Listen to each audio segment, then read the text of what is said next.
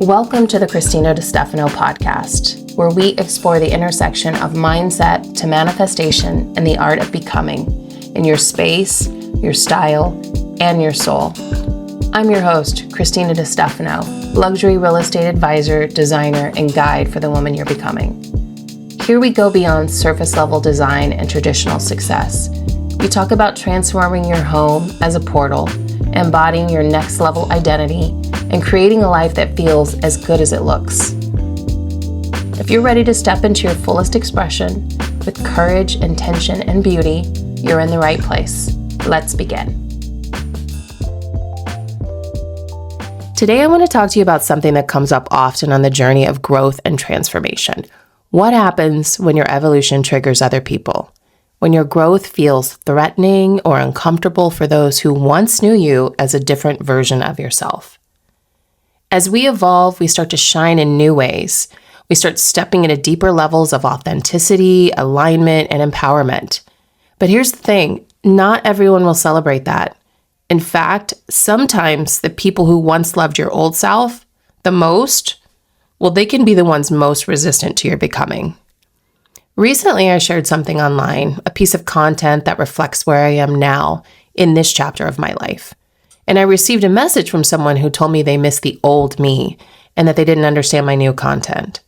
They suggested I was trying too hard to be someone else, that I wasn't appealing, and that they hoped I would come back to being my real self soon. And as I read it, to be honest, it stung. Because when someone implies that your truest, most aligned self isn't good enough, it can feel deeply, deeply personal. But after I took a moment, I realized this was such a perfect example of the mirror effect. When we step into our power and embody our true selves, we hold a mirror up to others. They're forced to see not only us differently, but themselves. Your expansion might remind them of the ways they've stayed small. Your courage might highlight their own fears. Your authenticity might call them to confront the parts of themselves they've ignored or suppressed. And the truth is, that's not your responsibility to manage. We are not here to stay frozen in an old version of ourselves to make other people comfortable. We are here to grow, to evolve, to honor what feels true to us. We don't, excuse me, sorry for the cough. I'm still a little funky on my voice and this thing that's happening, but soon, hopefully it will go away. Anyway, what I was trying to say is that we don't need to justify our growth or to shrink ourselves to fit the expectations others created for us. This really affected me because it triggered a lot of old feelings of being bullied growing up and just always being hypersensitive to wanting to be liked and wanting to be valued and not wanting to be singled out for being different. So this was highly triggering for me. And I had to really pause and step back and really kind of understand that I do not believe in fighting or defending my growth.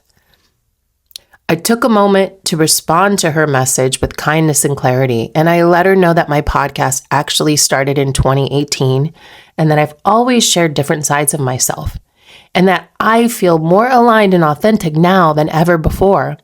I wished her well and I meant it because I believe that we should stand rooted in our growth. Growth is not something to defend. And when we start to defend it, it's a slippery slope that we go down. And I want to go deeper into that. And I'm going to provide you with some things to reflect on at the end of this podcast. Because this is what I want for you too. I want you to feel rooted in your growth and not like you need to defend it. If you're listening and you feel like people around you don't get you anymore or they want you to go back to the old you, remember that version of you may have felt safer to them, but you didn't come here to live in someone else's comfort zone. I'm going to repeat that. You did not come here to live in someone else's comfort zone. You came here to live fully and freely as yourself. You don't owe anyone an old version of you. You don't have to keep explaining or proving yourself. The people meant for your journey will understand this, or at least respect your becoming. The rest are simply not meant to come with you into this new chapter, and that's okay. As you continue to grow, remember to honor the softness in yourself, that part that wants to be liked and understood and accepted. But you also need to honor the strength that knows your true self is worth it, even if it means disappointing people along the way. You are not here to perform a version of yourself that pleases the world. You are here to embody the woman you are becoming. So I invite you to pause and ask yourself, when was the last time I felt like I had to defend who I am? When did I find myself over-explaining my choices, my growth, or my dreams? When did I feel the need to justify what I've changed or why I no longer fit into the spaces where I once did? Sorry about the cough. When was the last time I felt like I was performing a version of myself to keep the peace or to avoid disappointing someone? That's a big one for me. So I'm going to repeat that. When was the last time I felt like I was performing a version of myself to keep the peace or to avoid disappointing someone? What part of me was I hiding in that moment? We do this so easily. We shrink, we edit ourselves, we package our truth into something more digestible to others.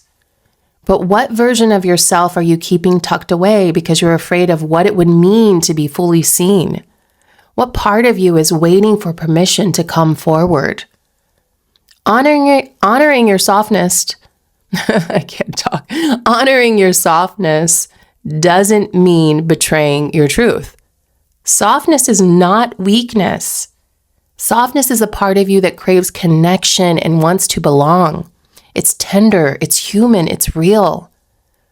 But your strength is the guardian of your soul. Your strength is what stands at the door and says, this is who I am now, even if you don't understand me, even if you feel uncomfortable, even if you decide to walk away.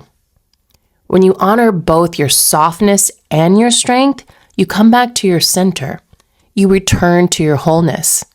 You realize that your worth does not depend on external approval. It lives inside of you. So here are a few gentle practices to help you honor both. Pause before you explain yourself. Ask, am I sharing to connect or am I explaining to be accepted? Write a letter to the part of you that wants to be liked. Tell her she is safe, even if not everyone approves. So let me repeat that. Write a letter to the part of you that wants to be liked. Tell her she is safe, even if not everyone approves. That's really big for me. I saw a meme on Instagram and I posted it on my stories that said, take the sticker off your forehead that says, I want you to like me, and put it on your mirror. And that was like that little mind blown emoji. That's what I was feeling when I saw that. I'm like, wow.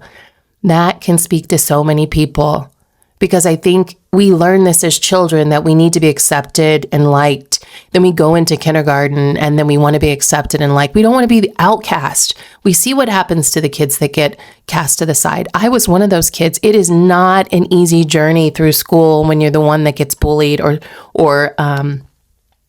set apart from everybody because you're different. That's really tough. And I think that experience helped me to, it was, when I look back on it now, I know it was there to serve me, but it became a lifelong journey to this realization. And here I am, an adult woman, finally feeling comfortable to stand in my truth. So speaking of truth, I want you to think about creating a truth mantra, a simple phrase that anchors you when you feel tempted to perform or shrink. For example, I am allowed to change.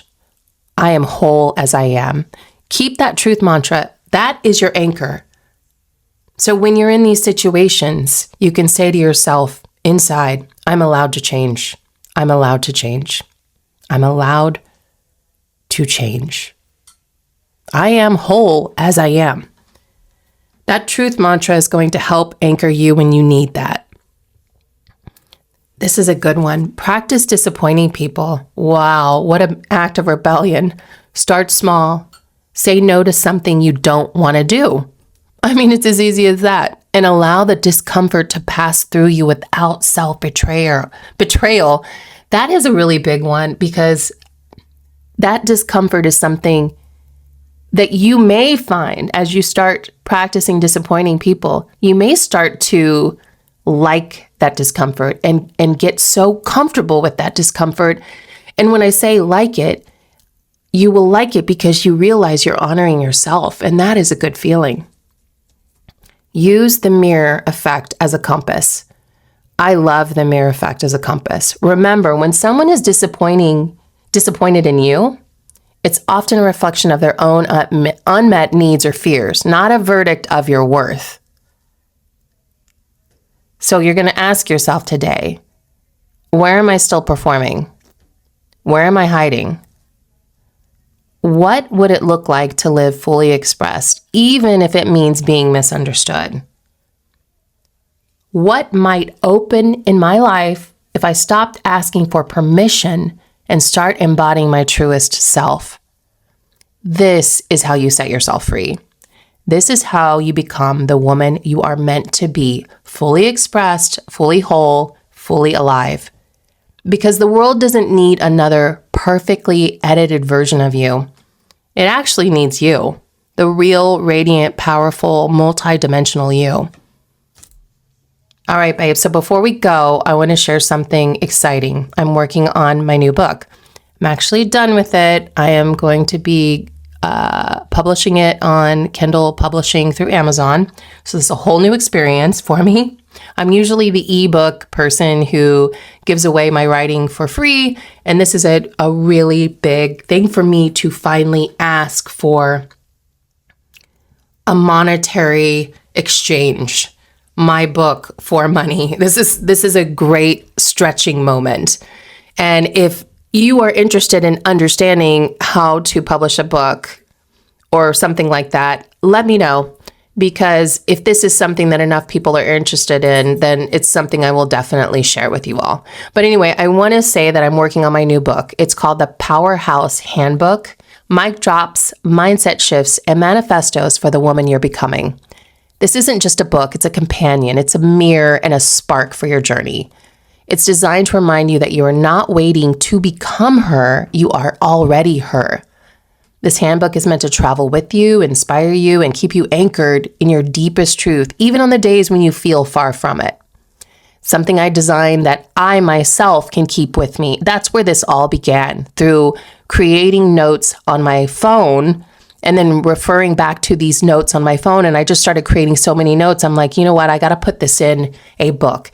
This is a book that I want to make that I can keep in my purse. It's red. The cover is red, so it's something that I can see, that I can spot when I need to, like when I need that reset. And maybe I don't even know I need that reset, but I'm getting in my bag for something and I'm like, you know what? I need that reset. I need this book. So I designed it to be extremely portable and eye-catching for that very reason. So stay tuned for release details. I am planning for the end of this month. It will be available on Amazon very soon, and I can't wait for you to hold it in your hands. Thank you for being here with me today. If this episode resonated with you, I invite you to share it with someone who might need this reminder. Be that friend, okay? And remember, you are not starting over. You are starting fully expressed, and I can't wait to see her. And on that note, sending you so much love from New York. Mwah.